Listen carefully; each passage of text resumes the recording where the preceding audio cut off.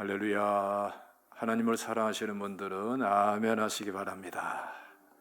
하나님이 여러분을 사랑하시는 것을 믿으시기를 주님의 이름으로 축원합니다. 오늘 이 본문 말씀은 우리가 참 너무 잘 아는 말씀입니다만은 사실은 또 너무나 중요한 말씀이에요. 근데 어떤 면에 있어서 중요하냐 하면은 신앙생활을 어떻게 해야 되나, 이 점에 대해서 아주 명확하게 말씀하고 있는 중요한 말씀입니다. 그래서 이 말씀을 말씀 그대로 잘 이해하면은 정말 은혜로운 신앙생활을 향해서 우리가 초점 맞춰 갈 수가 있고요. 이 말씀을 제대로 이해 못하면은 엉뚱한 신앙생활로, 그야말로 생고생하는 신앙생활로 전락해 버릴 수가 있는 것입니다. 오늘 이 말씀의 배경의 직접적인 내용은 1절과 2절에 나오죠. 한번 다 같이 읽어볼까요? 1절과 2절입니다. 시작. 모든 세리와 죄인들이 말씀을 들으러 가까이 나오니 바리새인과 서기관들이 수군거려 이르되 이 사람이 죄인을 영접하고 음식을 같이 먹는다 하더라. 여기 세리와 죄인들이 예수님의 말씀의 은혜를 사모하면서 예수님께 가까이 나왔다고 말씀을 하죠.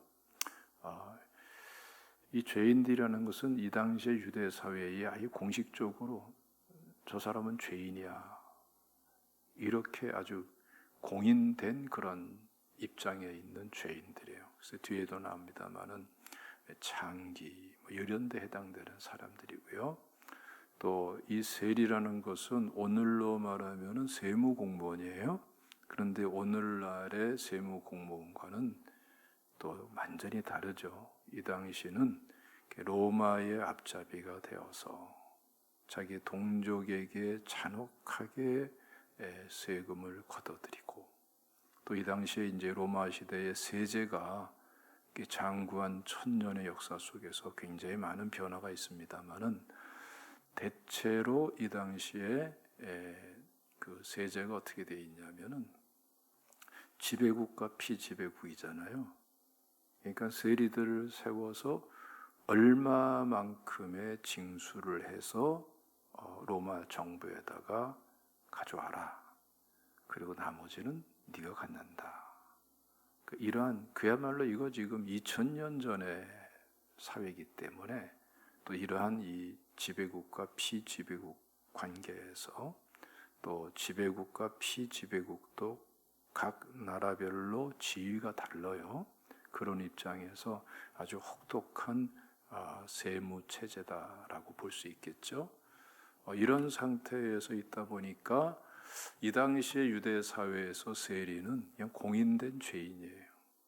그런 입장에 있는 사람들이 예수님께 나오고 예수님과 함께하고 예수님과 함께 음식을 먹고 예수님 말씀을 듣겠다고 앞자리들을 차지하고 밀려오니까 여기에 이 경건을 추구하고 율법주의로 살았던 바리새인과 서기관들이 아주 이제 불쾌한 거예요. 왜냐하면 이 당시에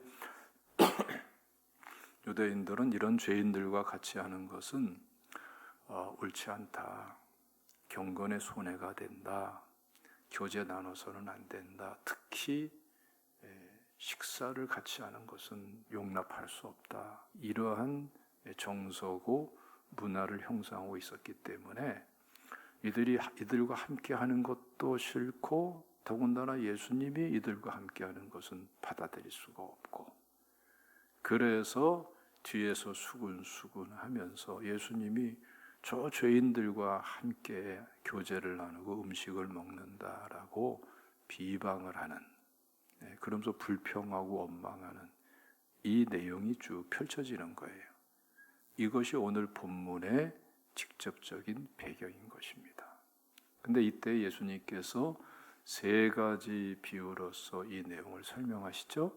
하나는 잃은 양의 비유, 또 하나는 잃어버린 드라크마의 비유, 그 두 가지 비유를 통해서 잃은 양, 잃은 드라크마, 다시 말하면은 잃어버린 한 영혼에 대한 하나님의 관심이, 사랑이 얼마나 중요한가, 얼마나 절대적인가, 찾을 때까지 찾으시는 하나님의 사랑이 바로 그들에게 쏟아져 있다. 그렇게 말씀을 하고, 더욱더 구체적으로 세 번째 비유가 이제 쭉 나눠지고 있는 거예요. 그게 바로 소위 말하는 탕자의 비유, 정확하게는 두 아들의 비유, 이렇게 말할 수가 있는데 그거를 말씀을 하는 거예요. 내용은 우리가 잘 알고 있고 우리가 함께 봉독하면서 전체적인 스토리는, 이 비유의 스토리는 쉽게 이해할 수 있죠. 한 아버지에게 두 아들이 있었는데 그 둘째 아들이 나중에 아버지가 돌아가시면은 어차피 아들이 둘이니까 우리에게 상속시켜 줄 거 아닙니까? 그것을 미리 주세요. 가지고 뭐 때를 쓰고 막 그렇겠지요. 말도 안 되는 소리 하는 거죠. 아버지가 멀쩡히 살아 있는데 돌아가신 다음에 받을 건 미리 달라. 이건 말도 안 되는 얘기인데, 그러니까 그 정도로 이 작은 아들은 정말 바르지가 못한 이런 아들이다, 이렇게 볼 수가 있습니다. 그러니까 하도 들볶이다가 그 아들에게 재산을 미리 상속해서 줬더니 아닌 게 아니라 얼마 안 가서 그 재산을 몽땅 가지고 저 먼 나라에 가서 허랑방탕하게 다 써버리는 거예요.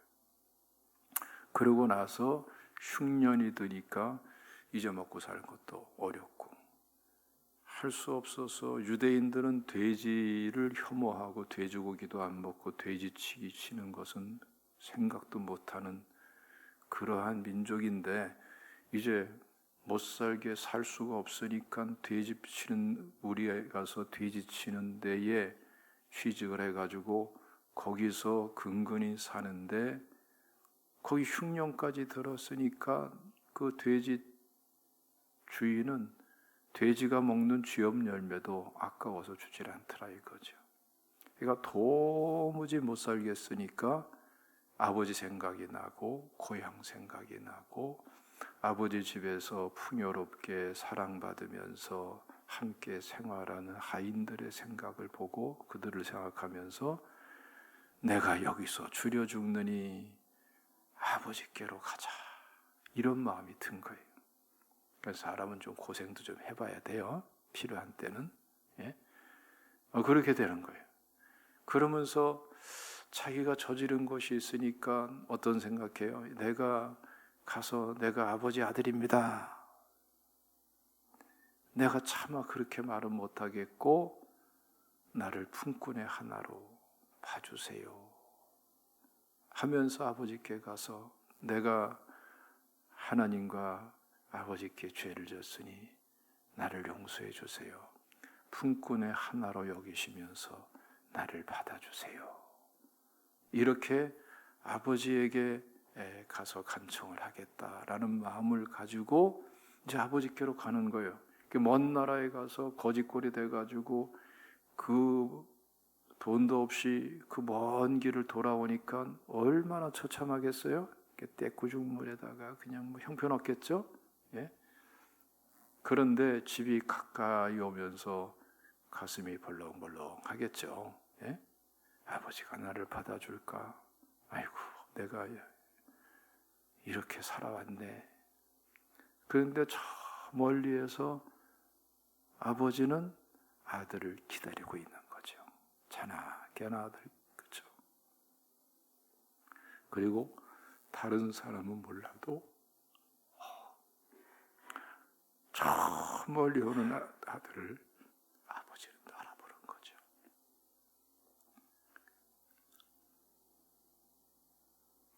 그냥 달려와서 끌어안고 입 맞추고 그러면서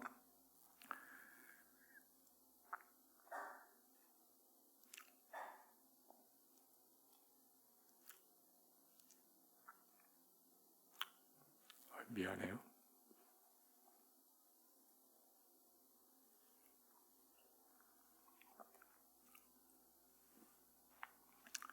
그 잔치를 베푸는 거예요. 잔치를 베푸는데 그냥 조촐한 의미만 살리는 잔치가 아니라 진짜 큰 잔치를 베풀었어요. 보니까 막 송아지까지 잡아서 잔치를 베푸니까 얼마나 큰 잔치겠어요. 그러면서 그냥 목욕시키고 옷을 갈아입히고 신발을 새로 신기고, 예? 그리고 반지까지도 끼워주고, 그러니까 반지를 끼워주고 신발을 신기고, 이게 굉장히 의미가 있어요. 그러니까 이제 너는 품꾼이라고 보는 품꾼이 아니, 너는 내 아들이다. 그 아들의 권한까지도 다 회복시켜주는 의미로서 이제 반지까지 끼워주는 거예요. 이걸 통해서 뭘 설명하는 거죠? 하나님의 사랑이 어떤 사랑인가? 이제 그걸 설명하는 거예요. 하나님의 사랑이 어떤 사랑인가? 누구에 대한 직접적인 설명이죠. 지금 이 바리새인과 서기관들이 죄인 취급하는, 함께하기 싫다고 말하는, 같이 음식 먹을 수 없다고 선을 거버리고 박대하는 이 세리와 죄인들, 이들을 향한 하나님의 사랑이 어떤가? 사실은 엄밀히 말하면은 모든 한 영혼 한 영혼을 향한 하나님의 사랑이 어떠한가? 여기엔 누구도 포함되어 있을까요? 바리새인과 서기관도 포함되어 있겠죠. 그리고 오늘 이 자리에 우리들도 포함되어 있겠죠. 그렇죠? 그 하나님이 우리에게 대한 사랑, 죄인에게 대한 사랑, 소외된 사람, 차별당하는 사람, 버림받은 사람, 외면당한 사람, 그 사람들에 대한 사랑이 얼마나 절대적인가, 그거를 설명하는 거예요.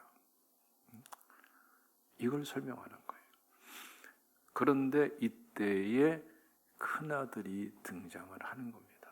큰아들은 보니까 그 시간 속에서 이미 그냥 밭에 나가서 열심히 일하고 양치고 그냥 열심히 일하다가 이제 우리로 말하면 퇴근할 시간이죠. 저녁 무렵이 돼가지고 쭉 들어오니까 잔치가 베풀어지고 풍악이 울리고, 그래서 하인을 불러서 무슨 일입니까? 라고 물었더니 이 탕자가 재산을 다 가지고 나와서 허랑방탕하고 다 탕진한 이 동생이 돌아왔는데 아버지가 이렇게 잔치를 베풀고 송아지까지 잡아서 잔치를 베푼다고 말을 하는 거죠.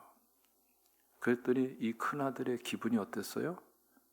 아주 기분이 안 좋은 거야. 아주 속이 그냥 상해서 못 견디겠는 거야. 그래가지고 잔치 장소에 들어가지도 않아요. 그러니까 하인들이 민망해가지고 아버지한테 얘기를 한 거죠. 큰아들이 돌아왔는데 지금 들어오지 않고 있습니다. 그러나 아버지가 나와가지고 이 큰아들을 만나서 들어와서 우리 같이 기뻐하자, 잔치하자 그랬더니 하는 말이 불평을 막 쏟아놓는 거죠. 아버지 이게 뭡니까? 저 아들이 쟤는 지금 모든 것 다 탕진하고 돌아와서 이렇게 됐는데 저 못된 아들을 위해서 왜 이렇게 잔치를 베풉니까? 왜 물질을 허비합니까? 아니 송아지까지 잡았다는 게 말이 됩니까? 나를 위해서 잔치 베풀어 준 적도 없고 송아지까지 잡은 적은 꿈도 못 꾸고 있는데 왜 저 허랑방탕한 동생을 위해서는 왜 저랬습니까? 불평을 막 쏟아내는 거예요. 그러면서 하는 중요한 말이 있어요. 한번 읽어봅시다. 29절 말씀 다 같이 봉독합니다. 시작. 아버지께 대답하여 이르되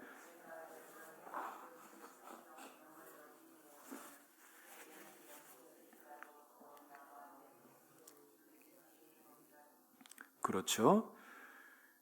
아버지께 대답하지요. 내가 여러 해 아버지를 섬겨 명을 어김이 없거늘. 여기서 섬겨라는 말은 둘로라고 그래요. 둘로스의 동사형이에요. 그러니까 그냥 섬긴 게 아니에요. 이 큰아들은 너무나 열심히 예?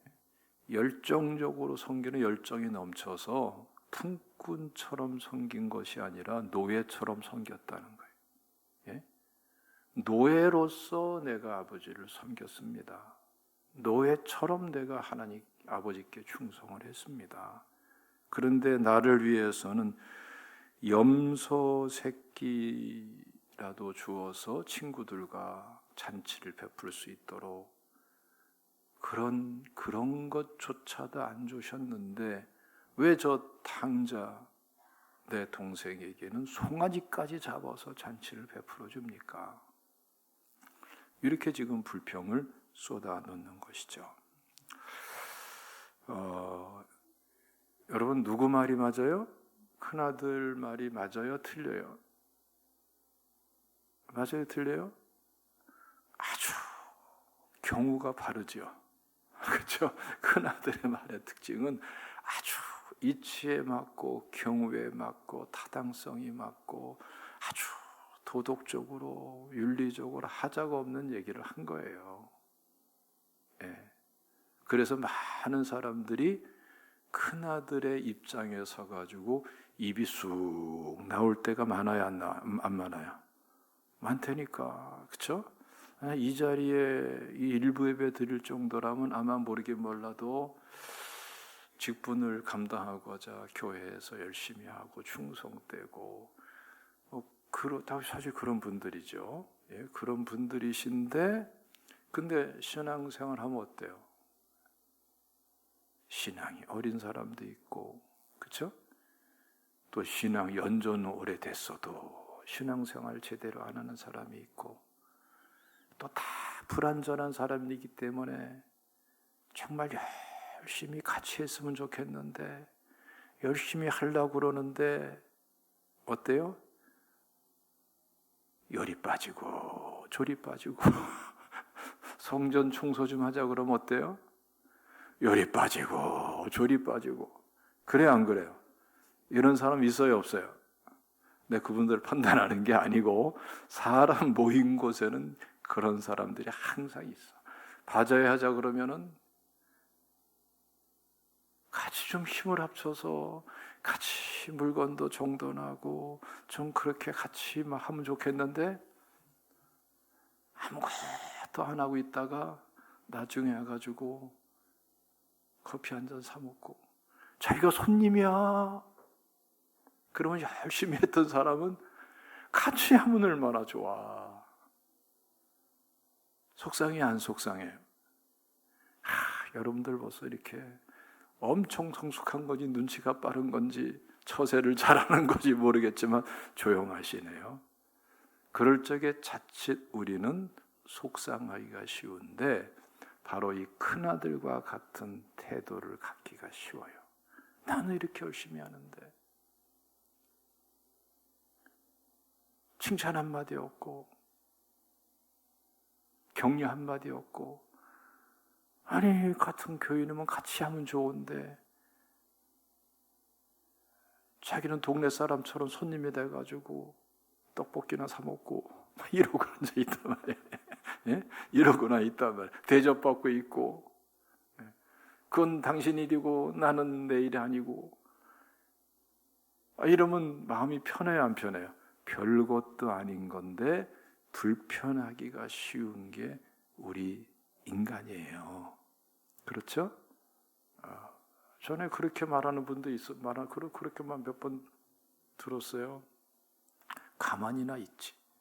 돕지 않으면 왜 잔소리하냐. 왜 가만히나 있지. 왜 마음 불편하게 하느냐. 그냥 못하겠다고. 지금 이 큰아들이 이제 그런 짝이 난 거예요. 그랬더니 이 아버지가 하는 말이 이게 이제 하나님 입장에서 하나님 마음이 어떤 거를 설명하는 말씀이죠. 한번 읽어보겠습니다. 시작. 31절부터 32절까지 시작. 아버지가 이르되 이에 너는 항상 나와 함께 있으니 내 것이 다 내 것이로되 이 내 동생은 죽었다가 살아났으며 내가 잃었다가 얻었기로 우리가 즐거워하고 기뻐하는 것이 마땅하다 하니라. 의미가 다르다 이거예요. 아버지 마음은 어땠어요? 잃은 아들이 탕자가 삶을 돌이키고 지금이라도 정신 차리고 돌아왔다. 이게 너무나 기쁜 거죠. 그렇죠? 예? 이건 잃었다가 돌아온 것이고 죽었다가 살아난 것과 같은 것이다. 그러니까 아버지의 기쁨은 어디에 있는 거예요? 그 아들 자체에게 있는 거예요. 큰 아들의 기쁨은 어디에 있는 거예요? 동생을 사랑하는 마음, 여기에 의미가 있는 게 아니고 지금 동생이 잘했냐 잘못했냐, 내가 얼마나 잘했냐 못해, 잘잘못에 초점이 맞춰져 있는 거예요. 예. 지금 이 바리새인과 서기관들의 마음은 어디에 초점 맞춰져 있어요? 네가 잘했냐 내가 잘했냐, 네가 조금 더 잘했냐 내가 조금 더 잘했냐, 여기에 맞춰져 있고, 예수님의 관심은 어디에 있어요? 그 이전에 그 한 영혼 한 영혼이 너무나 귀한 거예요. 할렐루야. 이 관심의 초점이, 내용이 틀려요. 그래서 우리가 여기서 신앙생활을 어떻게 해야 되는가라는 것을 명확하게 정리해야 은혜로운 신앙생활, 축복된 신앙생활, 진짜 하나님을 기쁘시게 하고 영광 돌리는 신앙생활, 주의 몸된 교회다운 신앙생활을 할 수가 있는 거죠. 여러분 생각해 보세요. 지금 이 큰아들은 열심히 일했어요. 귀한 것이죠.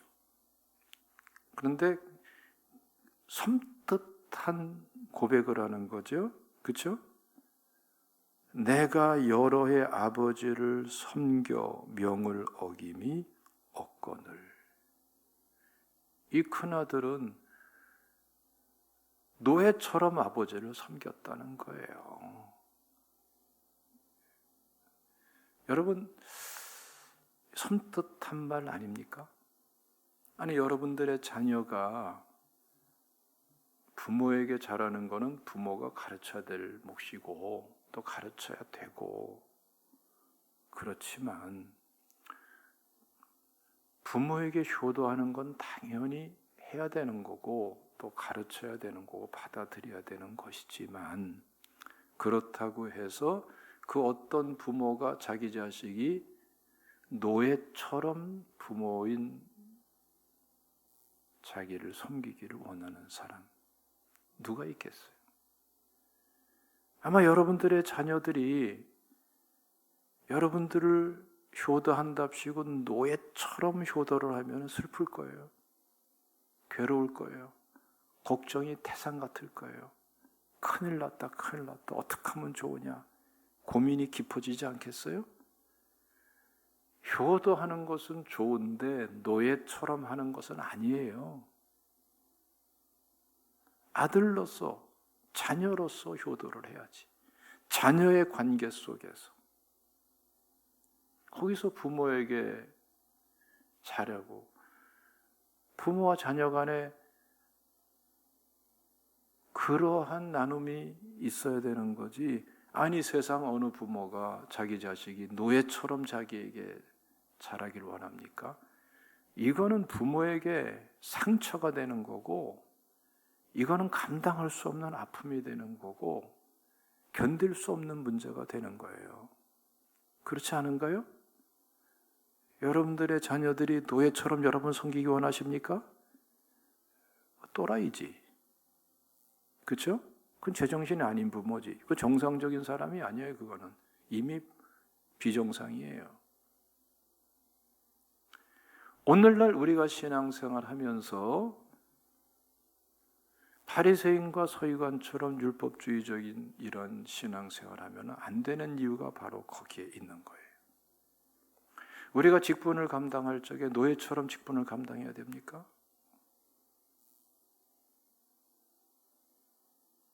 구원론에 대해서 잘못 이해하고 잘못 받아들이면 구원받기 위해서 노예처럼 신앙생활 하려고 그래요.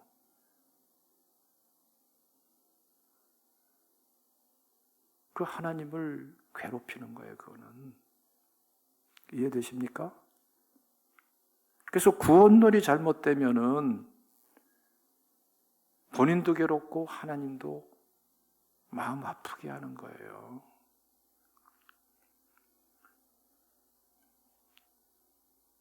노예처럼 신앙생활에서 구원받을 수 있는 사람 아무도 없고요. 그렇게 해서 은혜로운 신앙생활 할 수 있는 사람은 아무도 없어요. 그래서 바리새인과 서기관의 율법주의가 이게 저주받은 왜곡된 신앙인 거예요. 오늘날도 이렇게 신앙생활하는 사람들이 있다라는 게 문제고요.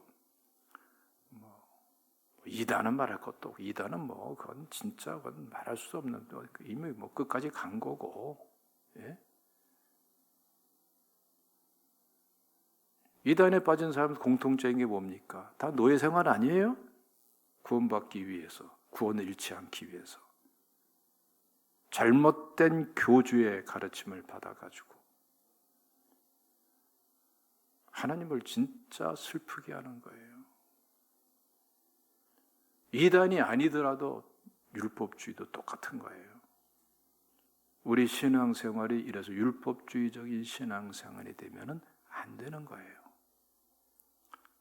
믿으시기를 축원합니다. 그래서 여러분 우리가 성경을 조금 더 봅시다. 로마서 3장 말씀을 조금 구체적으로 볼 필요가 있어요. 20절 말씀 한 절 한 절 제가 핵심을 찝으면서 말씀을 나누겠습니다. 20절 다 같이 읽어봅시다. 시작. 그러므로 율법의 행위로 그의 앞에 의롭다 하심을 얻을 육체가 없나니 율법으로는 죄를 깨달음이니라. 그러니까 율법주의로 의롭게 될 사람 아무도 없어요. 율법을 다 지켜서 의롭게 될 수 있는 사람 아무도 없어요. 율법도 하나님의 은혜고 사랑으로 주어진 건데 율법의 기능은 뭐예요? 죄를 깨닫게 하기 위한 거예요. 깨닫게 해주는 하나님의 은혜, 하나님의 사랑의 방편이 율법이었다는 거죠. 자, 21절 시작. 이제는 율법 외에 하나님의 한 의가 나타났으니 율법과 선자들에게 증거를 받은 것이라. 자, 율법 외에 한 의라고 말씀하고 있는데, 자, 이 의에 대해서 율법과 선자들에게 증거를 받은 것이라 말씀하죠. 그러니까 구약 성경 전체가 율법과 선지자들로 집약될 수 있는데 구약 성경 전체에서 설명하고 있는 내용이다. 이렇게 말씀을 하는 거예요. 원래 히브리인들이 사용하는 구약 성경의 명칭은 율법과 선지자들 그 책 그리고 그 책들 이렇게 돼 있어요. 우리처럼 구약 이렇게 돼 있지 않고. 그러니까 사실은 구약 성경 전체가 오늘 여기서 말씀하는 게 뭐예요? 율법 의로 의롭게 될 수 없기 때문에 다른 한 의를 설명하고 있다. 그거에 대해서 말씀하는 거예요. 22절 봉독합니다. 시작. 곧 예수 그리스도를 믿음으로 말미암아 모든 믿는 자에게 미치는 하나님의 의니 차별이 없느니라. 그 의가 뭐예요? 그리스도, 예수 그리스도를 믿음으로 말미암아 얻게 되는 의를 설명하고 있는 게 구약 성경 전체에서 설명하는 내용이라는 거예요. 믿습니까? 자, 그 다음 절에 23절 시작. 모든 사람이 죄를 범하였음에 하나님의 영광에 이르지 못하더니. 왜 그랬느냐라는 걸 설명하는죠. 모든 사람이 다 죄인이다. 의로운 사람 없다. 예. 스스로 자기를 구원하고 자기 노력으로 구원할 수 있는 사람 아무도 없다. 그래서 한 의를, 율법에 하는 의를 말씀하시고 우리에게 허락하실 것이다. 그걸 말하는 겁니다. 자, 24절 시작. 그리스도 예수 안에 있는 속량으로 말미암아 하나님의 은혜로 값없이 의롭다 하심을 얻은 자 되었느니라. 그러니까 예수 그리스도께서 십자가 부활의 은혜로서 우리의 죄값을 속량해 주셨다 이거예요. 죄값을 지불해 주셨기 때문에 내가 죄값을 지불하려고 율법주의적으로 그런 방식으로 구원받으려고 살목하고 의로워지려고 살면 안 되는 거예요. 그 대수가 없다는 거예요. 예수 그리스도의 십자가 보혈, 내 죄값을 지불해 주신 그 은혜를 믿고 죄 씻음 받고 회개하고 죄 씻음 받고 그 믿음으로 의롭다함을 얻게 되는 거라는 거예요. 믿습니까? 할렐루야. 자, 25절 시작. 이 예수를 하나님이 그의 피로써 믿음으로 말미암는 화목제물로 세우셨으니 이는 하나님께서 길이 참으시는 중에 전에 지은 죄를 간과하심으로 자기의 의로우심을 나타내려 하심이니. 그렇죠? 십자가 보혈의 은혜를 믿음으로 말미암아 예수 그리스도로 인하여 하나님과 화목하게 되고 죄 씻음 받고 그리고 의롭다 함을 얻는 사람 됐다 이거예요. 왜? 죄가 있으나 예수 십자가의 죄 보혈의 은혜로 죄값을 지불하신 그 은혜로 죄 없다고 죄를 씻어 주시고 의롭다고 여겨 주셨다 이거예요. 그게 구약 성경 전체에서 말씀하는 거라는 것을 이 본문이 증언해 주고 있는 거예요. 자, 한 구절 더 있습니다. 26절 시작. 곧 이때에 자기의 의로우심을 나타내사 자기도 의로우시며 또한 예수 믿는 자를 의롭다 하려 하심이라. 예수님께서 의를 성취하셨다는 것을 말씀하는 거죠. 예수님은 당연히 의롭고 예수님 믿는 자도 믿음으로 의롭다 여김을 받고. 믿습니까? 자, 28절 읽어봅시다. 28절 시작. 그러므로 사람이 의롭다 하심을 얻는 것은 율법의 행위에 있지 않고 믿음으로 되는 줄 우리가 인정하노라. 믿습니까? 그러니까 율법주의적으로 그렇게 살면 안 된단 말이에요. 한 군데 더 읽어봅시다. 에베소서 2장 8절과 9절. 에베소 2장 8절과 9절 시작.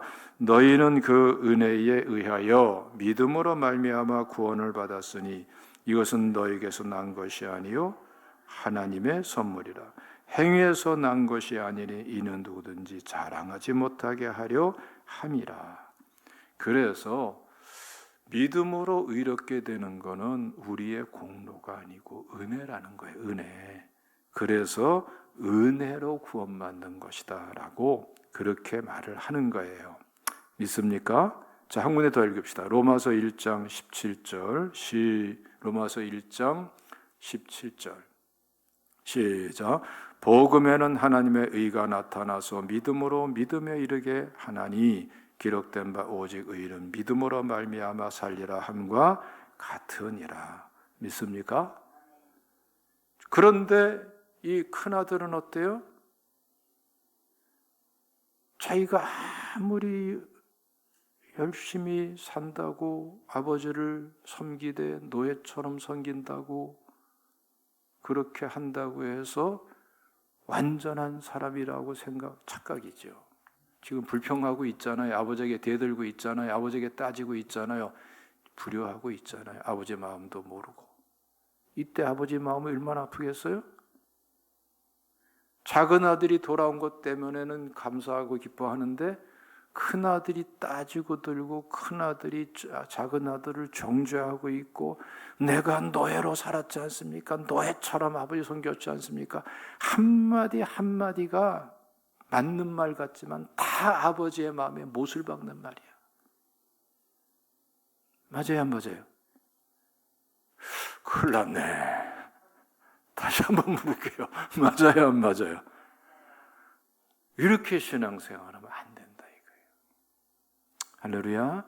그래서 우리는 자꾸 이렇게 내 스스로의 의를 세우려고 그렇게 사는 게 신앙생활이 아니고 그건 율법주의고 하나님의 은혜로 살아야 돼. 자꾸 하나님의 은혜를 받아들여야 돼요. 내가 뭘 하려고 또 할 수 있는 것처럼 난리 쳐서 되는 게 아니에요. 하나님의 은혜의 원리로 살아야 돼요. 그렇죠? 예? 그렇지 않겠어요? 예? 말씀이 그렇잖아요. 여러분, 아무리 용 쓰는 재주가 있어도 높이뛰기 선수라 하더라도 지 혼자 팔딱 뛰어봐야 얼마나 뛰겠어요? 2m 넘는 높이뛰기 선수 있나요? 없을걸? 3m는 꿈도 못 꿀걸? 그러나 여러분 보세요. 에드벌룬에다가 헬륨 가스를 쭉 불어넣고 바구니 하나 달고 거기에 딱 들어가 있으면은 싹 떠오르잖아요. 그렇죠? 예? 똑같은 고무풍선이라 할지라도 공기가 다 빠져 있고 수소도 빠져 있고 헬륨 가스도 빠져 있으면은 그냥 바닥에 구르는 것으로 끝나버리지만, 그러나 고무풍선 스스로 올라갈 수 없어. 1mm도 못 올라가요. 그러나 거기에 수소가스가 들어가든 헬륨가스가 들어가면은 둥실둥실 떠오르면서 노란 풍선, 파란 풍선, 빨간 풍선, 하얀 풍선. 예? 요새는 거기다 그림도 그리더라고. 방구 뜯는 그림도 그리고 꽃도 그리고. 둥실둥실 떠오르는 그런 자연스럽게 일어나는 거죠. 신앙생활은 그렇게 하셔야 돼. 신앙생활 잘하는 거는 이 큰아들처럼 노예 생활하는 식으로 하면 안 되고, 큰아들처럼 아버지에게 따지고 드는 것도 아니고. 어떻게 돼야 돼요? 그 은혜를 받아들이면 되는 거예요. 말씀의 원리대로, 은혜의 원리대로 해야 돼요. 여러분, 한 가지 물어볼게요. 작은 아들이 엄청난 재산 탕진하고 인생 탕진하고 돌아와서 사실은 큰아들보다, 모범생처럼 보인 큰아들보다 더 좋은 대접을 받아요. 잔치, 막 송아지 잡고 좋은 옷 갈아입고 신발도 갈아 신기고 가락지도 끼우고 모든 걸 다 회복시켜 주셨어, 아버지가. 그렇죠? 그 작은 아들이 한 게 뭐 있죠? 한 게 뭐 있어요? 아무것도 없어. 아무것도 없어.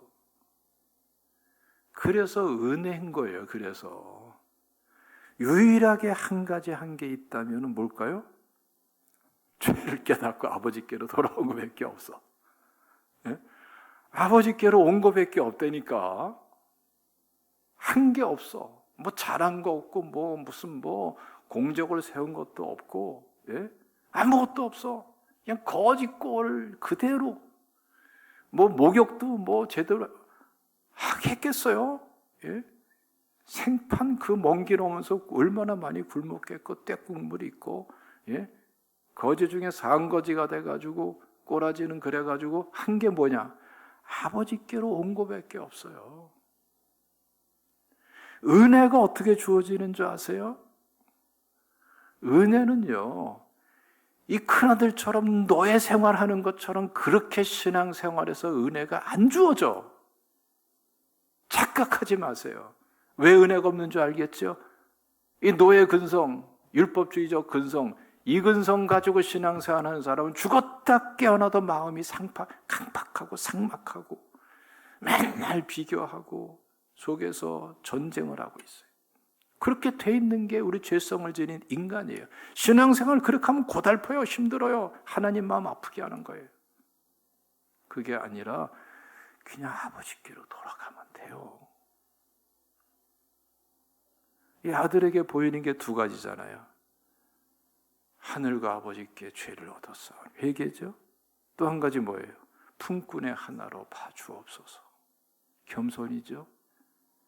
그 깨달아지는 죄를 회개하고 겸손히 하나님께 가까이 가면은 은혜는, 회복은, 치유는 맏아들의 그 엄청난 그런 풍요로운 회복도, 지혜 회복도 아버지가, 하나님이 다 알아서 챙겨주시는 거예요. 그게 바로 은혜의 생활이고 신앙 생활은 그렇게 되게 되어 있는 거예요. 믿습니까? 할렐루야. 믿으시기를 주님의 이름으로 축원합니다. 제발 이렇게 신앙 생활 하시기를 주님의 이름으로 축원합니다. 그래서 여러분, 제가 한 가지 말씀만 드리고 말씀 마치겠는데요. 이번 주간에 우리 제자반에서 성경을 읽기 위해서 그냥 엄청 노력하더라고. 성경 읽어서 자기들끼리 만든 카톡방에 올리고 막 몇 장 읽어야지 막 그러고 일독했다 그러고 그리고 매 하루에 최소한 몇 독 하겠다 그러고 그 열심히 굉장합니다. 예? 안 하는 것보다 좋지. 그렇게 생각할 수 있죠. 그렇죠? 근데 제가 무슨 말씀 드렸냐면은